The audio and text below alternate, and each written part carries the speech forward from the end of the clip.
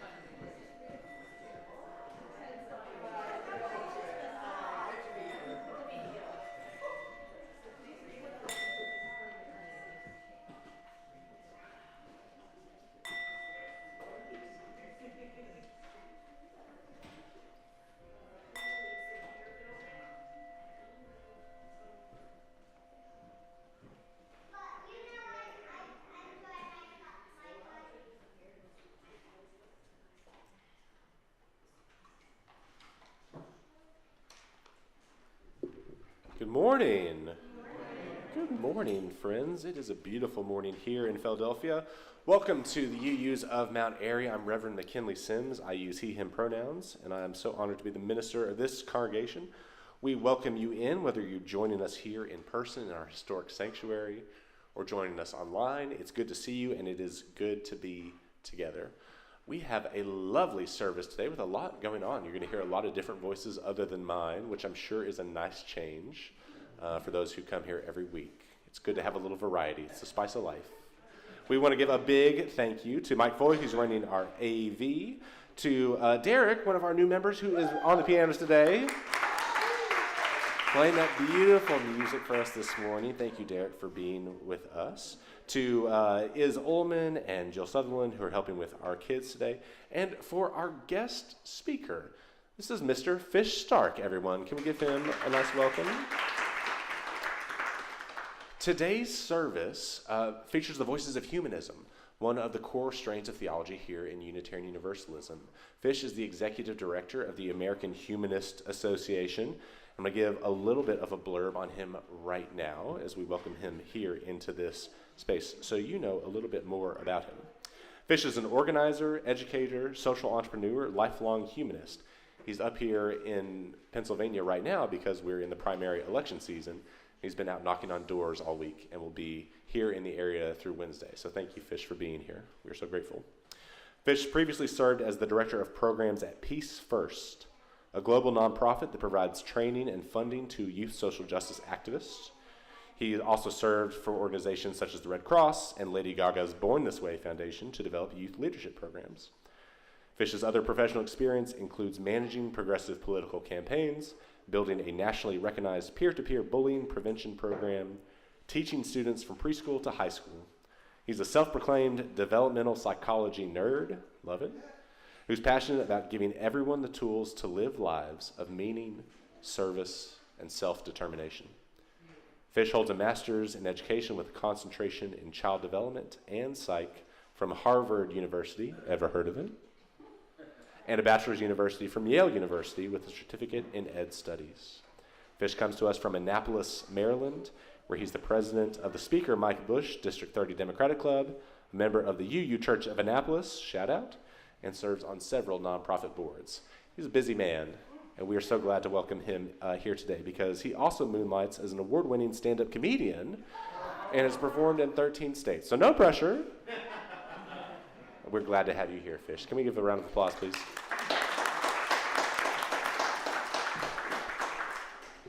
Thank you, friends. So you'll be hearing from Fish later in today's service. For now, if you are here in person, if you would take a moment and silence any cell phones so that we can be fully present. Friends who are online, if you need closed captions and you're on Zoom, please click the CC button at the bottom of your screen. Friends who are watching us later, we invite you to check in and let us know how you are doing and how we might be together in this hour. Now, I invite you to close your eyes, loosen up your body a little bit, be present here in this moment. Find your feet flat on the floor. Take a few nice, easy breaths on our own. And then we're going to breathe in nice and easy together. Would you breathe in with me? Now, when we breathe together, we are together, and it is good to be together this morning. We light our chalice in our Unitarian Universalist congregation to symbol our coming together in love, to symbolize our coming together in love, to mark the sacred space of being community. We invite you to light a candle if you are watching us at home today, and read along with us here in the sanctuary.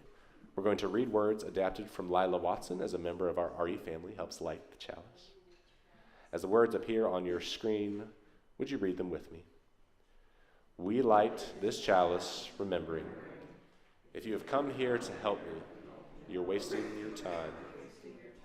But if you have come here because your liberation is bound up with mine, then let us work together.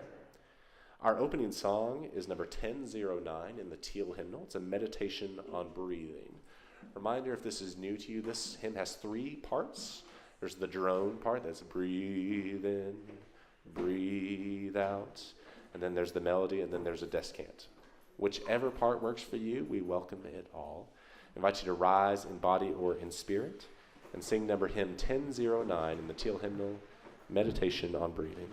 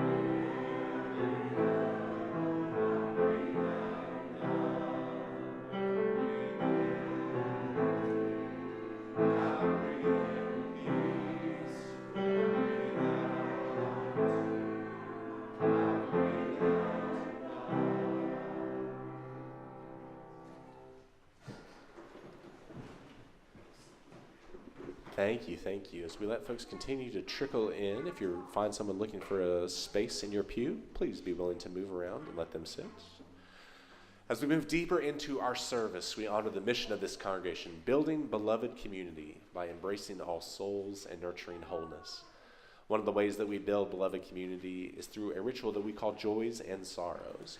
If this is your first time with us, you are invited to participate however much or little you wish. If you just want to sit in the pews and listen to some meditative music, that's more than fine. If you feel called, you're invited to come up by the side aisle here, grab a stone from the basket, and drop that stone gently into the bowl of water that symbolizes our community. We let these stones become infused with our feelings, with our needs, our hopes, our wishes, someone that we're thinking about, or deep sorrow or joy that we are holding.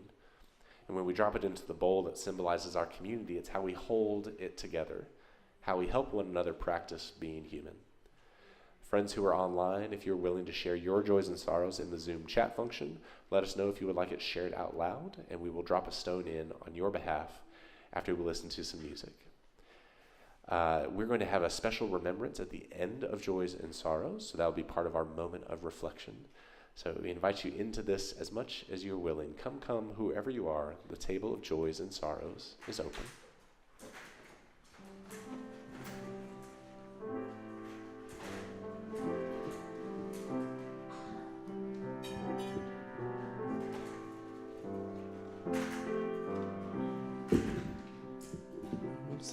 Hi. On the anniversary of Nakba, during which 800,000 Palestinians were evicted from their homes and villages, my sorrow is that there is an ongoing cruelty towards Palestinians in Israel, and I wonder if it'll ever end.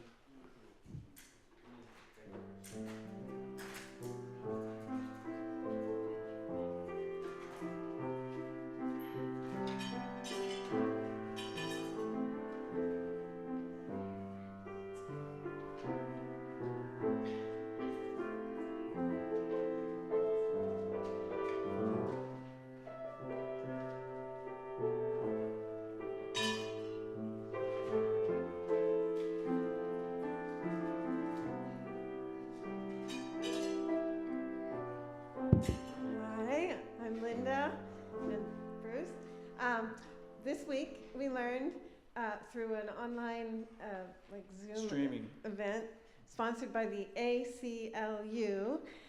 They held a contest, and our son Jamie won the contest for a song that he wrote called I Have a Voice. So they liked that song, and a little bit of money, yeah, and some performance opportunities. Yay, Jamie. All right.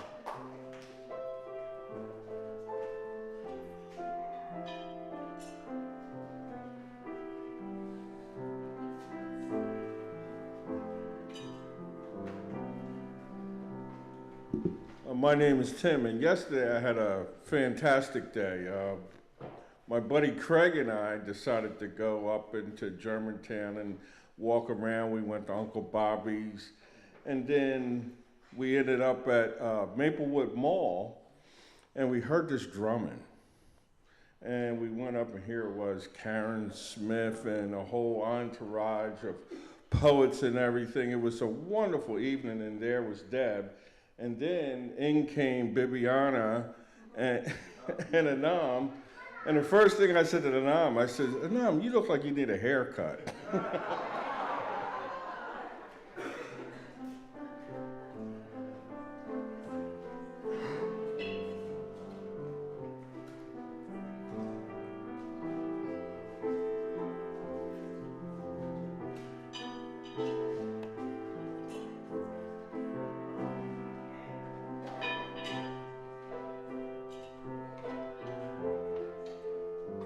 Hi, Bernadette. I was just reminded this week that we are all so much more connected than we know. I'm surprising a childhood friend of mine who's turning 70 this week by showing up at her Stone Harbor home that she doesn't know I'm coming to her, but her husband asked me. And so I had to go through high school boxes and just got to see who I'm still connected to. And then we were at Gary's oncology visit, and our PA asked us how we met, and so we didn't tell her. Gary said something about Honesdale, and she goes, well, I grew up in Honesdale. And anyway, it was just that small thing of like, you never told me. Well, do you ever talk about how you met to your physician?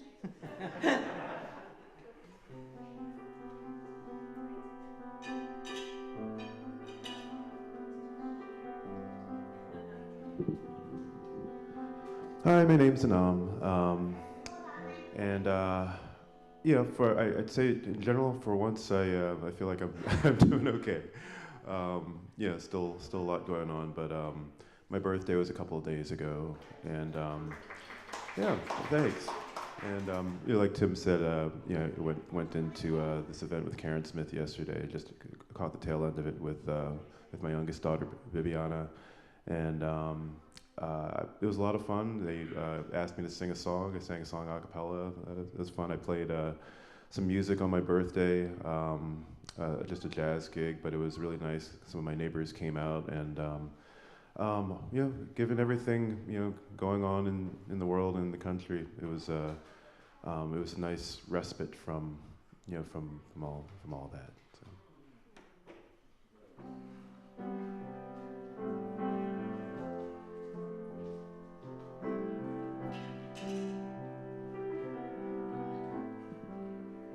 I'm Rita Fitzgerald.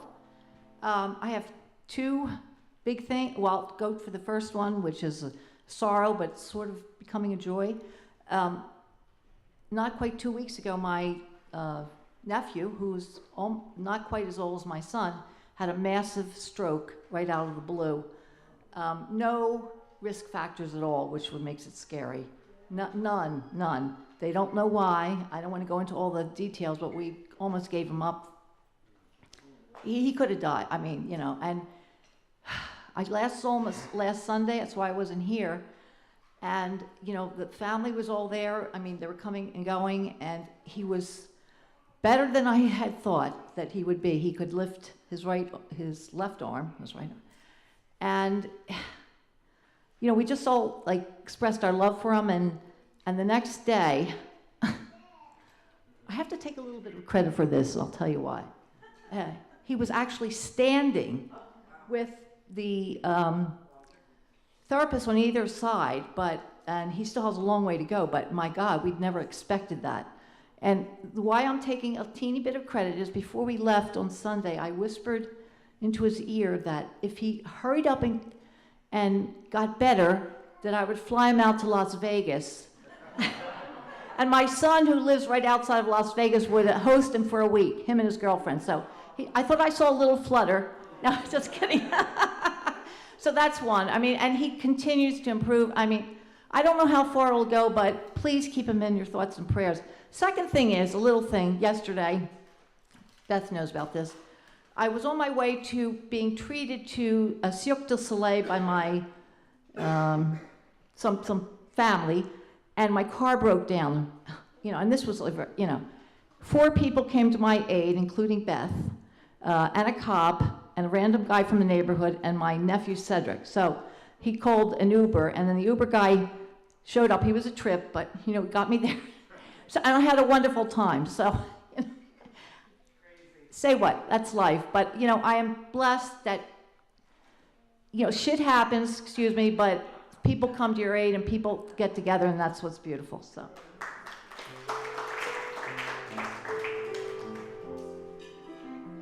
Hi, Mary Ellen here. Just a shout out for the garden. It's just such a joy. It's so hopeful.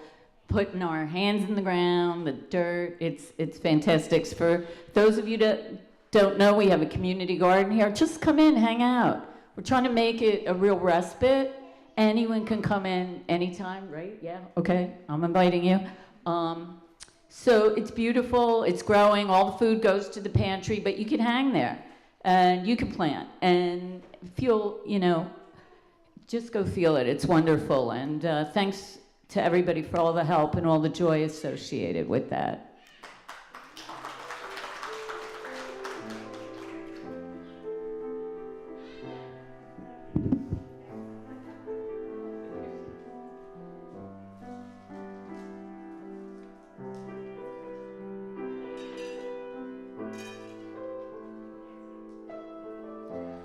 So let's send a lot of love out to Peter Johnstone, member of this congregation, who is watching us online, watches us every week and sends a lot of love.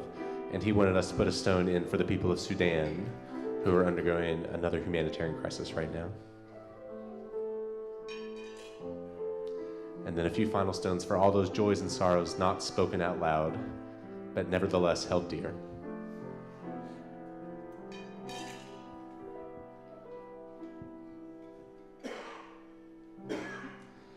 Thank you. So as Chris mentioned, we wanted to make a special recognition of the Nakba, the Day of Remembrance for the Palestinian people. So I'm going to invite Anna Faris up to share a little bit more and to offer a poem. Can be done here. Up to you. Okay. Hi, everyone.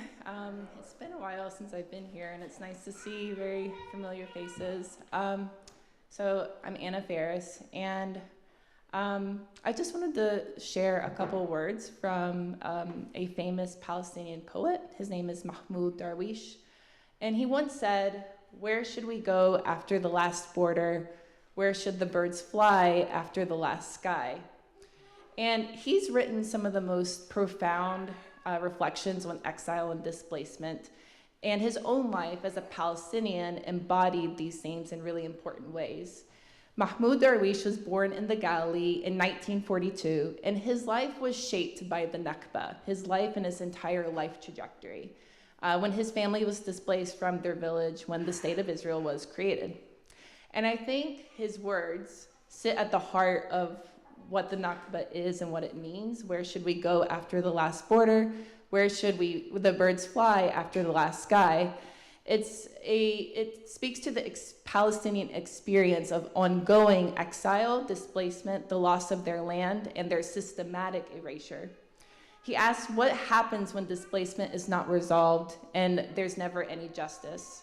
May 15th marked the 78th anniversary of the Nakba, which is the annual day of remembrance to commemorate the original ethnic cleansing of Palestinians and the occupation of Palestine in 1948.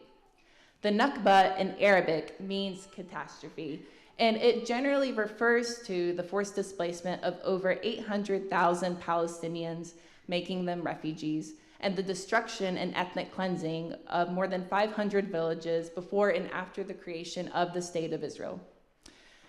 Because this creation of the state was predicated on the need to drive out and keep out Palestinians, keep out as many Palestinians as possible.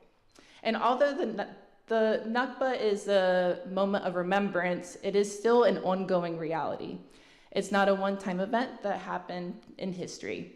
The ongoing Nakba is a way to conceptualize the Palestinian experience as not just a series of isolated events or something that happened in the past, but as a continuous experience of violence and dispossession.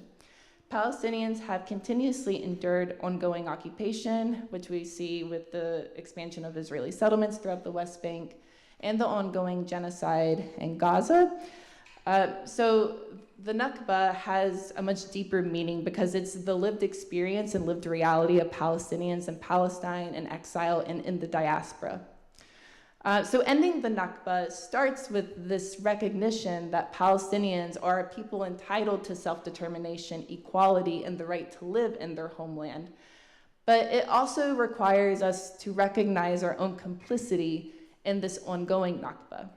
And because our tax dollars are going to support the continued killing and the forced displacement of Palestinians. I think that Palestinian liberation sits at the confluence of so many systems of oppression, whether it's military occupation, the global weapons trade, and settler colonialism. And so in many ways, our struggle here in the US is intimately tied to justice in Palestine. I wanted to share some words from Silvia Federici, who is a feminist scholar, but also talks about colonialism, settled colonialism in Palestine. And she once said, "Today, the people of Palestine are being martyred, but we delude ourselves if we think that the destruction of their communities and their expulsion from their lands will have no consequences for our lives. Palestine is the world, and the blood it sheds caused by the weapons and financial aid provided by the US will fall on us as well." And I was actually in Palestine a few months ago, and one of the things that people told us while we were there, and it's something that I think about often, is when you win your struggle in the US, we'll win ours. Basically, they're saying fix your stuff in the US.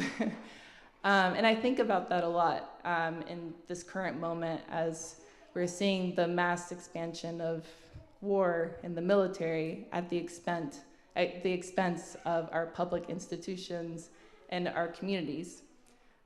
So I think this remembrance of the Nakba is not just a remembrance of something that happened in the past, but it's an invitation for us to think about the Nakba as something that's still continuously playing out in what we're seeing in Palestine today, and also to think about the ways in which, when we're organizing or we're with our communities fighting for issues that we care about, that we also bring in Palestine into our work in whatever way that looks like, whether it's with ICE or whether it's with other racial justice issues, because all these systems are intimately tied together.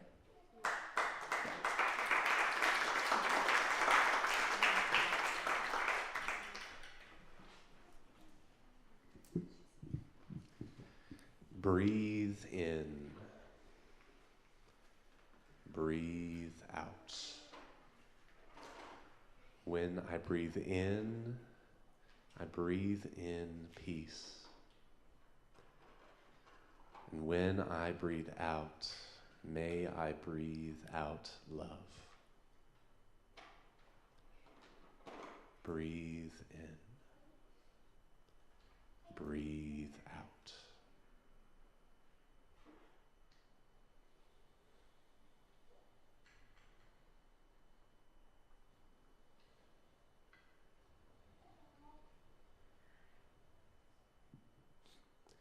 I invite you to attend to your body and the needs of your body throughout this service, to breathe in when you need, to laugh when you need, to cry if you need. That is all part of how we practice being human. May it be so. We are going to transition to a story for all ages, so if I have some little ones who would like to come join me out here on the carpet, little ones of any age, whether you feel like you're a little one on the outside or a little one on the inside, whether you can get your knees down all the way to the carpet or not. Come on over, come on over. Okay, and I need some volunteers who are going to use their bodies today. So if you're willing to use your body, can you come find a spot here on the carpet? We are going to talk about something called humanism today. But first, I need your bodies to move a little bit, all right? So you can go ahead and sit down, because that's the first part, all right? So in Unitarian Universalism, we have people who have lots of different religious traditions. And one of the things that we just did just now for joys and sorrows was a kind of prayer. We just did a kind of prayer, and people do prayer in different ways. So some people do prayer like this. Can you copy what my body's doing? Maddie's doing it, good. Some people pray like this. Some people put their head all the way down to the ground to pray like this. Some people pray like this. They sit up and they look up like this. Some people put their hands together like this.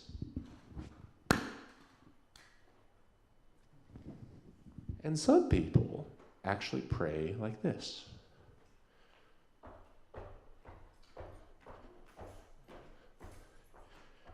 Did you know this is the kind of prayer? Usually when we think of praying, we think of saying words. But sometimes we say our words with our feet. Sometimes we tell people what's important to us by praying with our feet, by moving through the world, by spreading love through the world, by knocking on doors and meeting our neighbors, by working for peace and justice in the world. And sometimes it's hard to do that without our bodies. Did you know you can use your body to pray like that? Well, you need some more milk? That is a prayer if ever I heard it. So when you guys go downstairs today, we're going to learn more about humanism and what it means to pray with your feet, to work in the world, to be the change you want to see in the world. And another way that we can help pray is by taking care of our friends when they get a little bit sad. So we're going to sing you off to your classes, and we're going to learn some more about humanism. Can you go with Teacher Is and Miss Jill and go check on your classmates and make sure everyone's okay? Okay, can we all say it together, a big amen? Amen. We're going to learn about humanism, and you're going to practice your humanism. We're going to sing the words that will be shared to your screen momentarily to sing our kids off to their class. If you know the tune, would you sing along? As you leave this space, know that you belong. Know that you are not alone. Know that you are loved. As you leave this space, know that you belong. Know that you are not alone. Know that you are loved. Amen. We practice a lot of radical empathy at my house, so I'm hoping that that's going to kick in for Maverick, and she's going to go check in. Say, are you okay? This is the time in our service. Bruce, there's pizza coming through the door if you want to. This is the time in our service when we pass our offering plates. The pizza comes later, so stick around. We're going to pass a plate here in the sanctuary, and we have a special guest speaker to talk about our Change for Change program. So Rita and Rabbi Linda, I'm going to invite you up while I tell everyone what we're going to do here. We're going to hear from our representative of New Sanctuary Movement Philadelphia. And the way this works is the passing of the plate goes to two different places. So in your pews, there should be white envelopes that say Change for Change on them. You can mark Change for Change. Any money you put into that envelope goes towards a different organization each month. This month it's New Sanctuary Movement Philadelphia. Any pocket change you put into the offering plate when it's passed around also goes towards New Sanctuary Movement. Any paper money, checks, go to us. So just so everyone is clear, I'm going to turn it over to Rita, representative from our Justice Council, to introduce our guest speaker. Good morning. The Change for Change recipient for this month has been the New Sanctuary Movement of Philadelphia. This organization is a network of faith-based groups that are committed to supporting immigration reform and defending immigrant families from being torn apart by sudden deportations. We are very honored to have with us today Rabbi Linda Holtzman, a founding member of this New Sanctuary movement, who has a long history as an activist and an advocate for immigrants, and has hosted immigrant families at Tikkun Olam Shavua. I hope I said that right. Background: she was ordained at the Reconstructionist Rabbinical College right here in Cheltenham in 1979, and was one of the first female rabbis in the United States. But interestingly, her first position was actually at a solely conservative synagogue, Beth Israel in Chester County, because at that time they did not ordain, in the conservative sect of Judaism, they did not ordain women at that time. She's also a founding member of Power Interfaith, an active member of Power Philadelphia, former rabbi and education director at Mishkan Shalom, and currently serves on the faculty of the Reconstructionist Rabbinical College, and many other things. I'll just also say she also was the first female rabbi to give a keynote speech for the World Congress of Gay and Lesbian Jews. She leads the weekly Monday and Wednesday interfaith vigils at Philadelphia ICE offices, etc. Anyway, I don't want to spend too much time. I'll let her tell you all about it. Thank you. Rabbi Linda is amazing, but your money's not going to her. No, Just but I'll so take you're it. aware. She's representing New Sanctuary. Thank you. No, your money is not going to me. Absolutely not. It is really a pleasure to be here. I have driven past this congregation several thousand times. I live in West Mount Airy, like a 7-minute drive from here. And I drive past, I walk past, and I've never come in. And I have gone into lots of different congregations over the past many years. And this ranks up as one of the friendliest, without any question. That is really wonderful. Your pastor said, "Oh, I hope, were you greeted?" And I said, "Oh my goodness," by like everybody as I walked in. That's really wonderful. Thank you. In 2007, I was sitting at my desk, and a really lovely woman called me and said, "I am thinking that we need a new immigration justice organization in Philadelphia, that there was a sanctuary movement that was strong. It may have been, with this community in the 1980s when there were so many people from El Salvador who were coming to the United States because of what the American government managed to do to make life in El Salvador impossible, but that's another story. And churches and synagogues and mosques stepped up and housed people who were otherwise not allowed to be in the United States legally. And at that time, the government was very clear that a church, a congregation, was safe space, and that no one could come in and take somebody out, whether or not they had legal status in the country.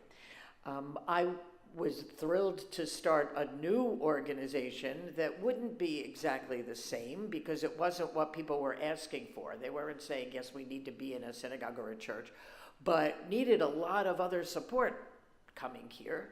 And we started the organization. And what I have mostly loved about it, honestly, is that it is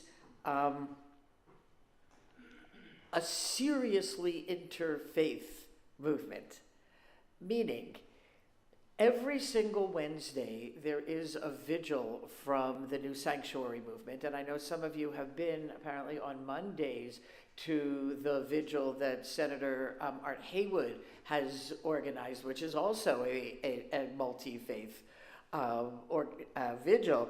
But every Wednesday there is a vigil, and that the New Sanctuary movement plans at noon. Everyone is always welcome. It's led by different congregations each week. So you could go in and you could find yourself in a vigil that feels like a Catholic service, Or you could feel as if you are in a Quaker service. Those are the quietest of all the vigils, and that's kind of fun. You could feel as if you're in the middle of a Jewish service. You could feel as if, oh, this feels like home, this is Unitarian Universalist. Every week it's entirely different depending on who leads it, and every week it is open and respectful of everybody, so nothing is said that would be hurtful to anybody else. But it really represents the people who are leading, so that nobody needs to give up their identity when they go in and lead.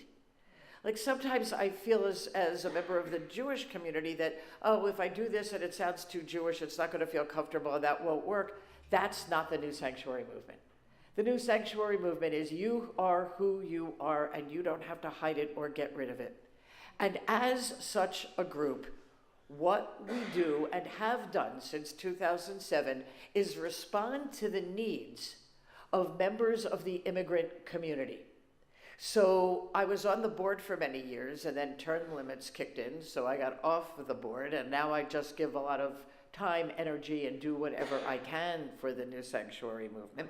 But when I was on the board, one of the reasons I couldn't stay permanently is because the commitment of NSM is that the majority of the leadership will always be immigrants to the United States, will always be the people who are served by the organization. And we, those of us who are citizens who were born here, do not make the decisions about what we do for them. There's no we and them. It doesn't work that way. We are all gathered together, and before a new action is planned, the board goes, those who are immigrants go to their friends and neighbors and say, what do we need? Let's think about what we need. And then they bring that back to the table for the New Sanctuary movement to work on. It's actually powerful and wonderful because we are all able to be in this together, taking very seriously one of the quotes that you all read about how knowing that our liberation is all tied up with each other, because it really is. And I'm so glad that you did something about Nakba Day before this, because talk about things that are completely tied up and that feel very much the same. Those issues feel very, very much the same. So the New Sanctuary movement cares deeply about, as I said, being immigrant-led, being interfaith, and the basis is what we refer to as spiritual nonviolence.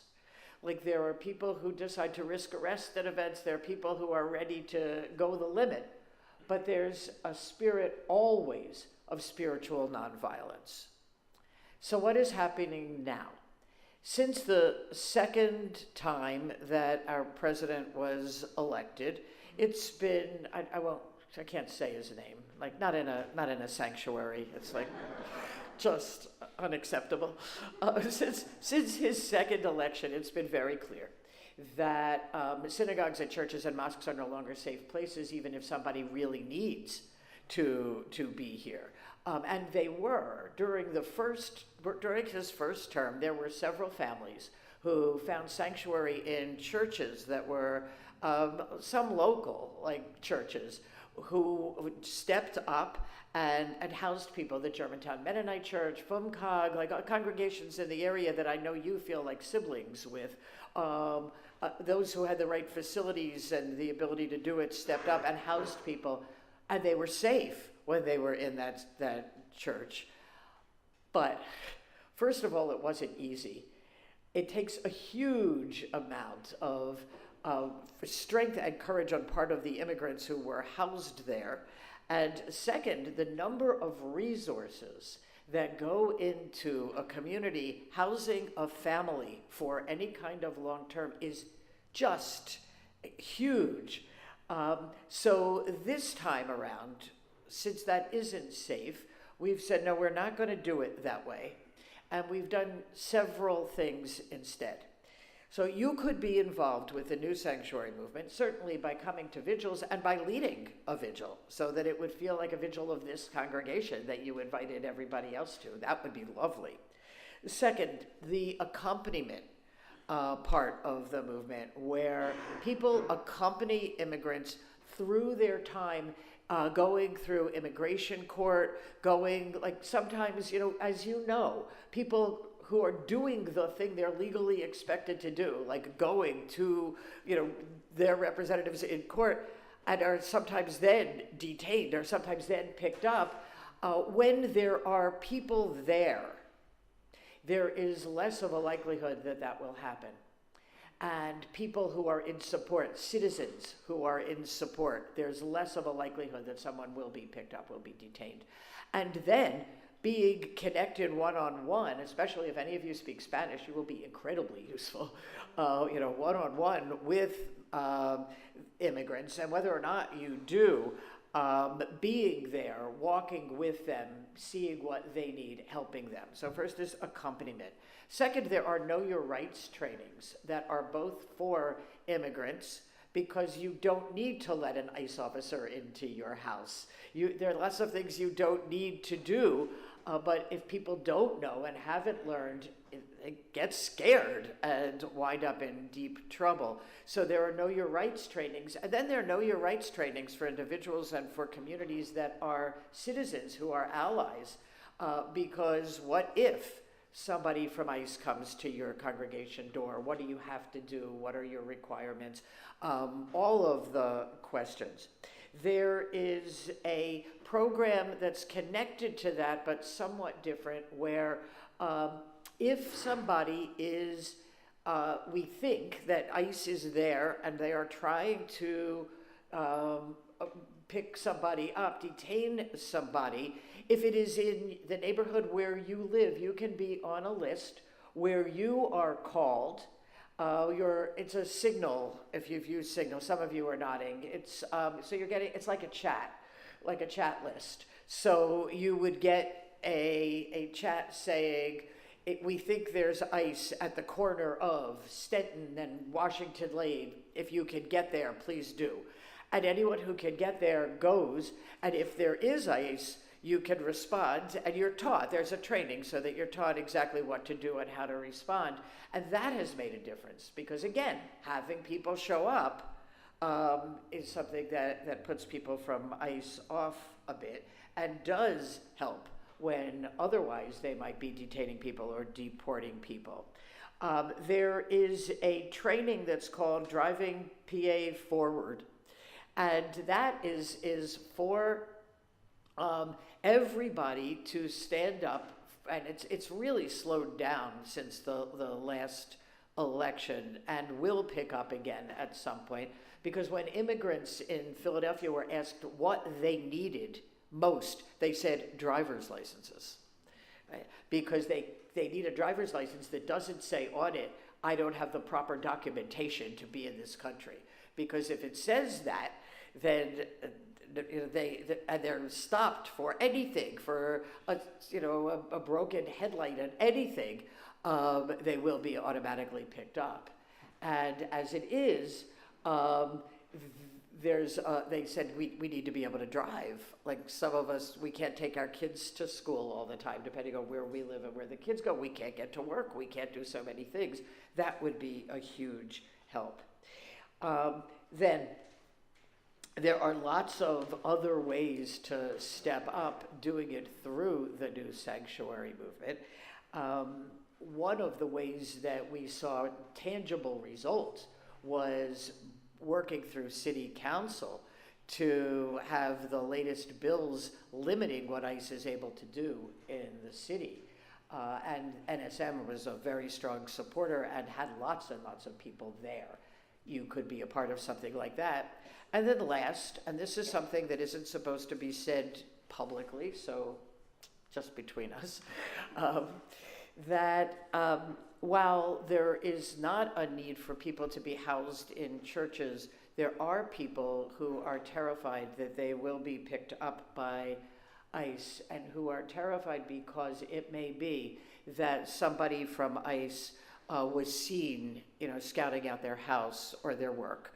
Or while they're at work, their neighbors call them and say, hey, don't come home. You're going to be picked up if you come home. Well, don't come home is fine, but where do they go? So it's people volunteering their house, and it could be for up to a month, and it is definitely not legal. So it is taking a potentially big risk if someone is interested in doing that. And if you are, this is the last time I would say anything at all publicly. Tell Reverend McKinley, who will send the message to me. And if anyone is interested in hearing about it, learning about it, there'll be a meeting coming up soon where you can learn what you'd be able to do. So that's a beginning, and I don't think that you're officially a member of the New Sanctuary Movement. No, but you could be, and the work is really, really important. And this morning, you should give a lot of money. So thank you.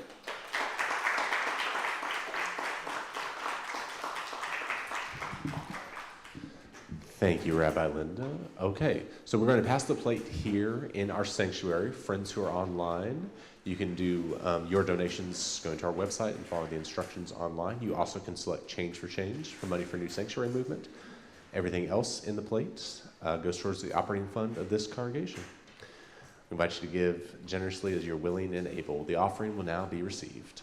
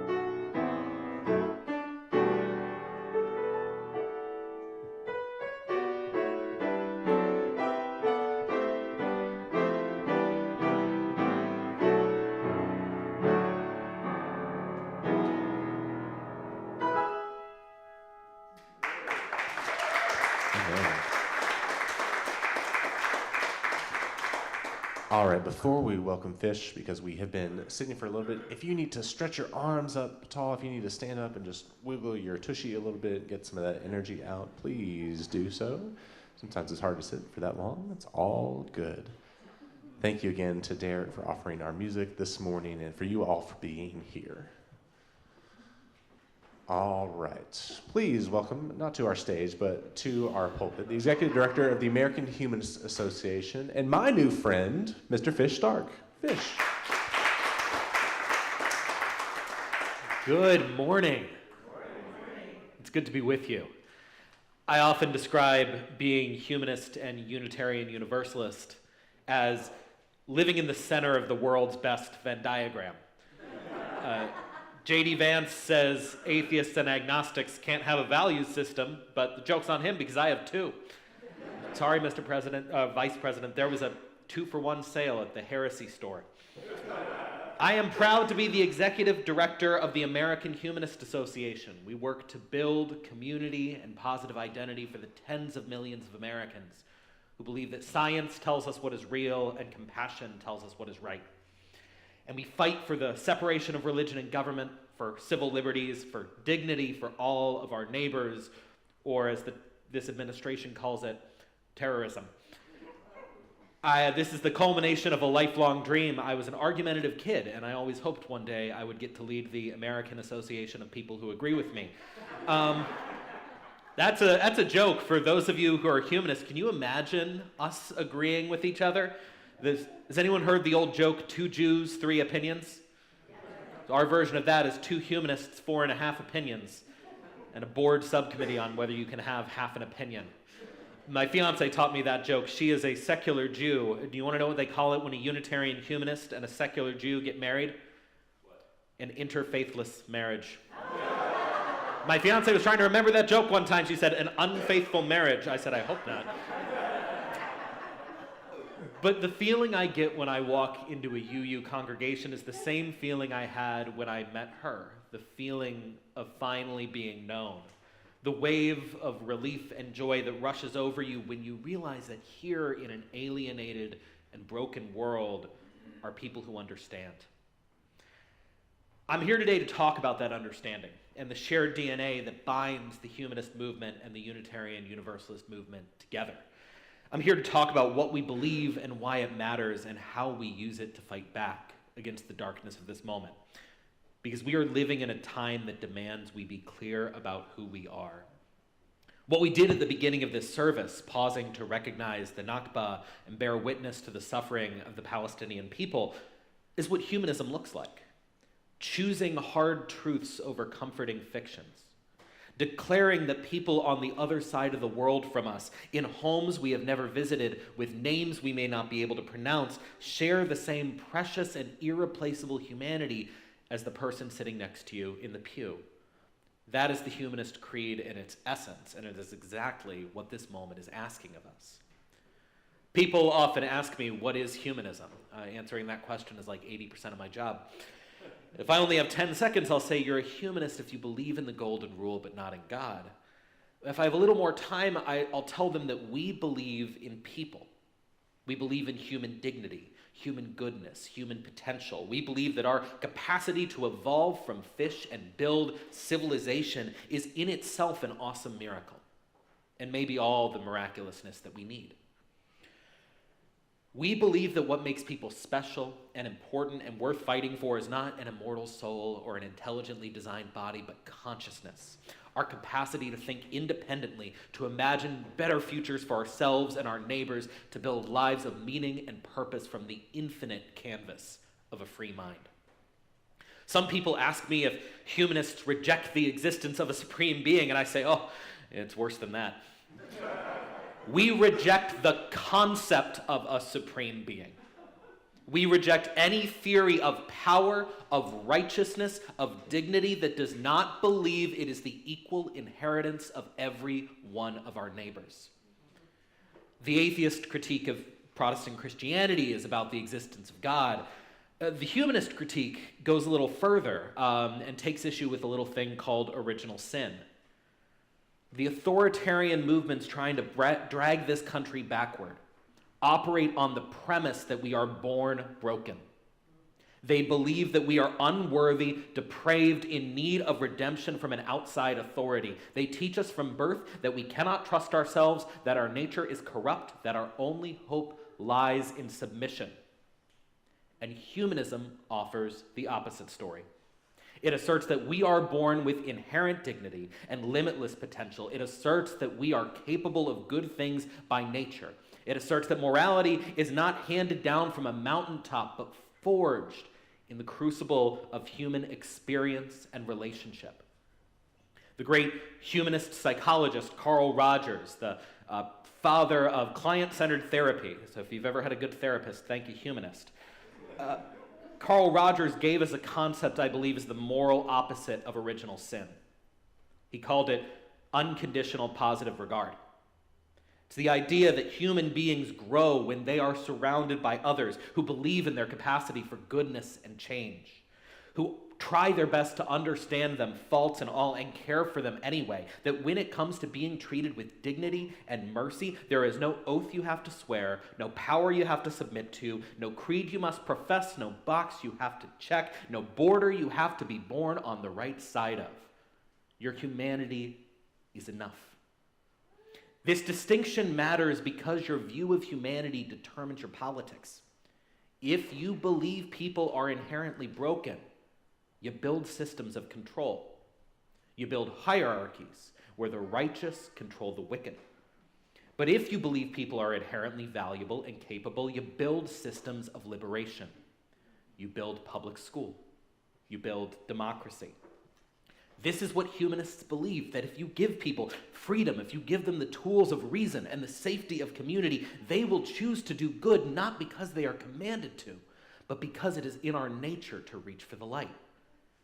I am preaching to the choir today, quite literally. The American Humanist Association was founded 100 years ago by Unitarian Universalist ministers, by people in our tradition who decided that the best expression of their religious faith was to place it squarely in humanity. Our two movements are siblings. We were born together and we belong together. Humanism calls us to replace dogma with inquiry, tradition with progress, devotion to abstractions with devotion to people, and Unitarian Universalism calls us to greet the world with radical embodied love. And UU humanists know that our commitments to reason and love, to the self-determination of the individual, and the covenants we make with our community, those aren't contradictions, but they're cousins. They strengthen each other. When drawn together and seen through, they instill in all of us a deep commitment to human dignity and fighting for change. We would not be who we are without each other.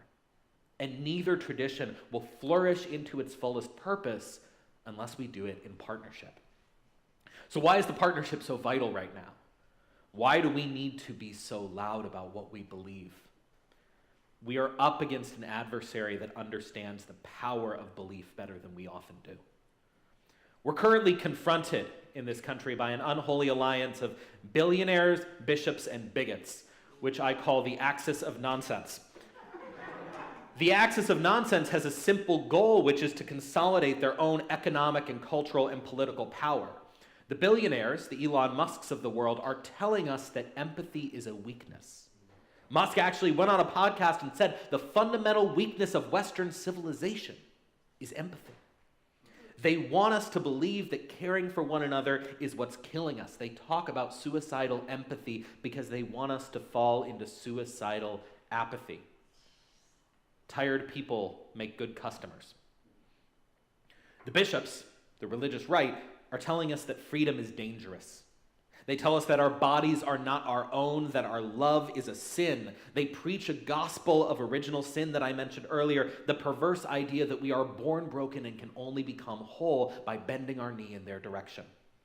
And the bigots traffic in the cheap and addictive drug of resentment. They tell people, especially young men, that the path to feeling strong is to make someone else feel weak. They feed them the illusion that you can become powerful through hate and discrimination, that imagining yourself at the top of a made-up hierarchy will give you the feeling of purpose you're searching for. This coalition is building something that has a name. I call it the politics of conditional worth. A politics that says your life is only valuable if you produce, only valuable if you submit, only valuable if you were born on the right side of a border, only valuable if you worship the right way, love the right person. A politics that looks at the children of Gaza, the children of Sudan, the immigrant family in Minneapolis, the trans child in Tennessee, and says, these lives do not count the same as ours. And in case you wonder if I am being uncharitable, if you think this is rhetorical excess, no one really thinks this way out loud, listen to what they say. Pete Hegseth's personal pastor, Doug Wilson, once went on a podcast and went further than Elon Musk. He said, empathy is not just a weakness, it is a sin. Because empathy abandons God for the sake of the neighbor. That's not dog whistling. That's not subtext. It is a man of the cloth saying on the record that to be moved by another people's suffering is a betrayal of the divine order, that caring about your neighbor is a form of idolatry. The humanist instinct to see another human being in pain and want to help is the very thing that needs to be rooted out for their version of the world to work. That's the world they want to build. This coalition thrives by convincing us that we are alone. They want us to believe that the problems are too big, the corruption too deep, the enemy too powerful. They want us to retreat into our corners. They want us to believe that no one is coming to save us. And this is why we have to be brave enough to build coalitions that transcend the different religious and spiritual labels we give ourselves and root them in our values. Belief systems are about more than who made the world and what happens after we die. Belief systems are about more than who made the world and what happens after we die. They are theories about where morality lives, where power belongs, and where truth resides. We have a cynic in the White House who invokes the language of God because he reveres not Jesus but power. And the language of God has been used for centuries by corrupt and authoritarian hacks like him to tell people that truth and power and morality do not rightfully reside with all of us equally, but somewhere else. And when you ask humanists, and when you ask Unitarian Universalists, where morality lives, where power belongs, where truth resides, the answer is always in all of us. We believe the higher power we are searching for is our common humanity.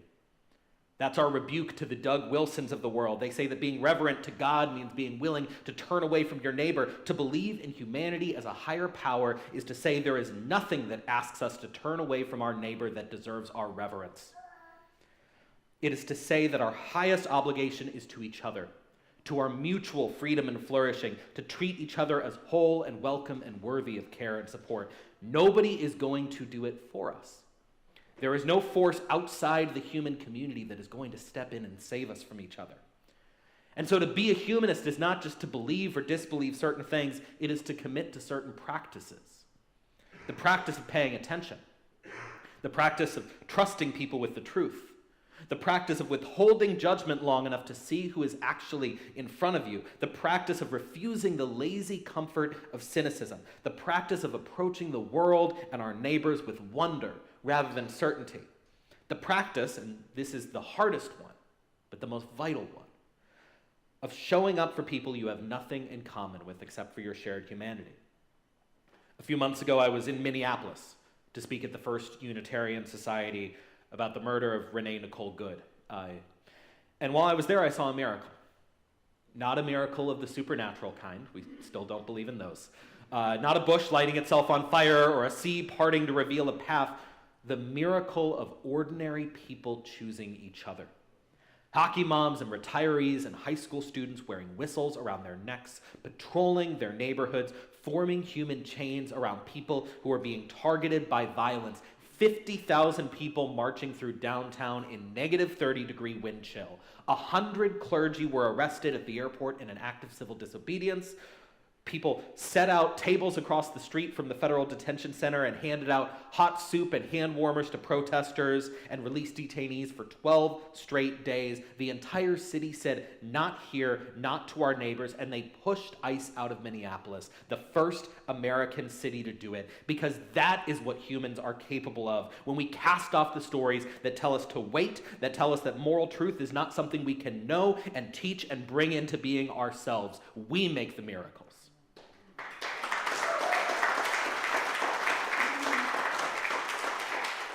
We always have. The theologian Jonathan Z. Smith described religious ritual as performing the way things ought to be in conscious tension to the way things are. Performing the way things ought to be in conscious tension to the way things are. In conscious tension with the billionaires who tell us empathy is a weakness, in conscious tension with the bishops who preach that some of us are born broken, in conscious tension with the bigots who believe that belonging can be rationed out by the color of your skin, in conscious tension with governments at home and abroad that tell us some children's lives matter and others do not.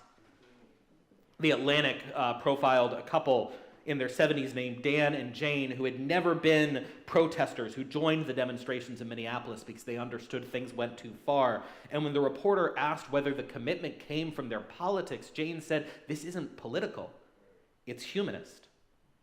What I saw in Minneapolis is what I see happening in living rooms and church basements and town squares across the country right now. We're seeing a rebellion against the politics of conditional worth. In every act of attention, in every neighbor protected, every refusal to be silent in the face of cruelty, the lie that some lives don't matter and other lives do is being broken. This is not a new fight, it is the oldest American fight. Every generation in this country has had to decide whether the people they were told didn't count actually do count. Every generation has had a faction that has wanted to draw the circle of who matters in America tighter, and another faction that has fought to draw that circle wider. The faction that wants to draw the circle tighter always draws on religious myth to justify their decision. They invoke their twisted theology and their words pulled, cherry-picked from a supreme being to justify their own warped sense of supremacy. And on the other side, the people who have looked at the politics of conditional worth in their own time and said no have always been a coalition of humanists and progressive people of faith, working together to demand justice because our agreements about human dignity supersede any disagreements about the supernatural. When you choose humanism, when you embrace this legacy of the free mind, you're writing yourself into the story of Thomas Paine and Thomas Jefferson, who called a new nation to cast off a king 250 years ago and created the original American innovation of constitutional religious freedom. You're writing yourself into the story of Frederick Douglass, who gave us those immortal words about praying with your feet that we heard from Reverend McKinley, who realized that true morality was not found in the piety of slaveholders, but the struggle for justice. You're writing yourself into the story of Elizabeth Cady Stanton, who looked at the Bible and said, "I reject this story of women's subservience," and wrote her own women's Bible that was a call to action in the suffragette movement. You're writing yourself into the story of Jonas Salk, the humanist who cured polio and gave the patent to the people because he believed that scientific knowledge belonged to all of us. These people didn't have magic. They didn't have superpowers. They had humanism. They had the conviction that people matter, that reason works, that compassion is a muscle we must exercise until it tears and grows back stronger. Because if no one is coming to save us, that means we are the ones who are coming to save us. We are the higher power we have been searching for. It is us. It is the teachers staying late to make sure a kid feels seen. It is the nurses holding the hands of the dying. It is the organizers knocking on doors in the rain. It is the people forming human chains in the Minneapolis cold. It is the people refusing to be silent about the Nakba and the ongoing genocide in Gaza. It is the people in this room gathering on a Sunday morning, not because you fear hell, but because you believe in the heaven we can create here on earth. Because we are worth that, inherently and irrefutably, without needing to be saved or redeemed. The world is betting on our cynicism. They are betting on our submission and our exhaustion. Let's prove them wrong. Let's bet on our openness. Let's bet on our joy. And as humanists always have, let's bet on each other. As for me and my house, we will serve humanity. Thank you.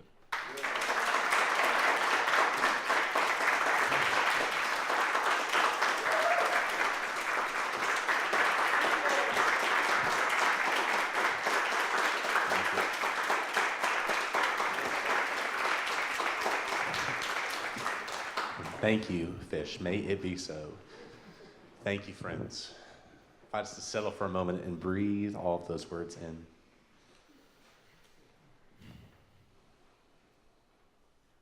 May they inspired us to build the world that we dream about.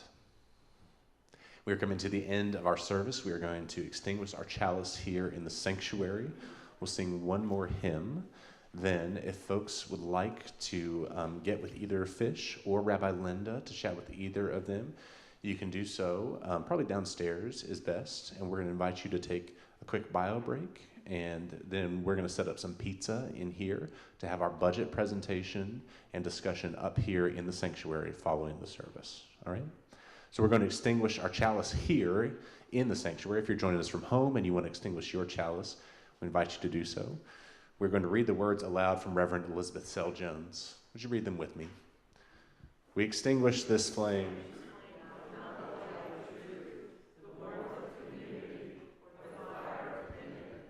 These we carry in our hearts until we are together again. And those words, fire of commitment, you may or may not be familiar with them, but they're going to take special meaning now. For our final hymn, it is number 1028. It's called The Fire of Commitment. We invite you to rise in body or in spirit and respond to the message of our speaker today as we sing together 1028, The Fire of Commitment.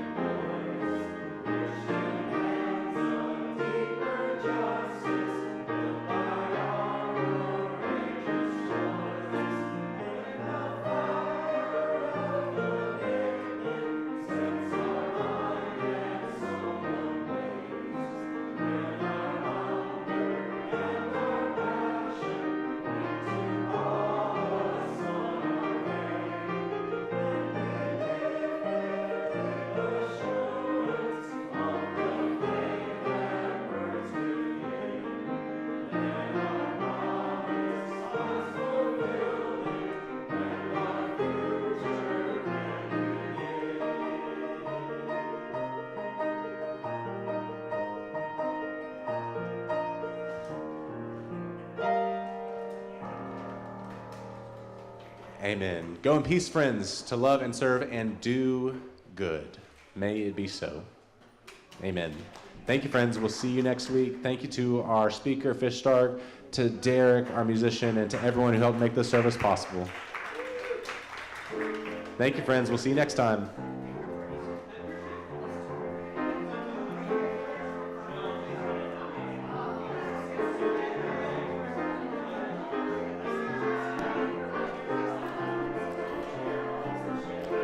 Feel free to get a snack downstairs. We'll have pizza up here for more sustainable food.